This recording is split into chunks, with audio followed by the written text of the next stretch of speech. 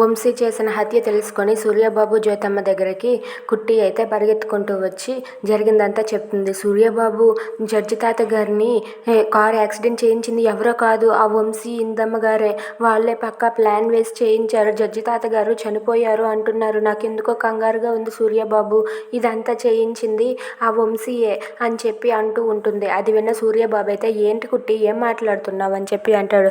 అవును సూర్యబాబు, వాళ్ళు మాట్లాడుకుంటే నేను విన్నాను అని చెప్పి అంటూ ఉంటుంది. ఇంతలో వెనక్కి అయితే సూర్య వాళ్ళ అమ్మ వచ్చి ఈ మాటలన్నీ వినేస్తుంది. అవి విని ఒక్కసారిగా షాక్ అవుతుంది.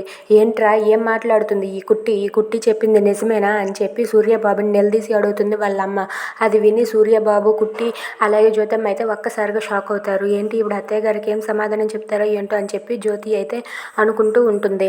ఇక సూర్యబాబు వాళ్ళ అమ్మ అయితే చెప్పరా ఏంటి ఈ కుట్టి మాట్లాడుతుంది, ఏం మాట్లాడుతుంది, అసలు మీ నాన్నగారు రాకపోవడానికి గల కారణం ఏంటి, ఈ కుట్టి ఇలా మాట్లాడుతుందంటే నాకు ఎందుకో కంగారుగా ఉంది, నిజం చెప్తావా లేదా అని చెప్పి సూర్యబాబుని నిలదీసి అడుగుతుంది. ఆ మాటలకు సూర్యబాబు అయితే అలా మౌనంగా నిలబడి చూస్తూ ఉంటాడు. ఇక జ్యోతి అయితే ఇప్పుడు ఈయన ఎలాగైనా సరే రక్షించాలి, ఇప్పుడు ఏం చేయాలి అని చెప్పి ఆలోచిస్తూ ఉంటుంది. Thanks for watching friends, please subscribe our channel.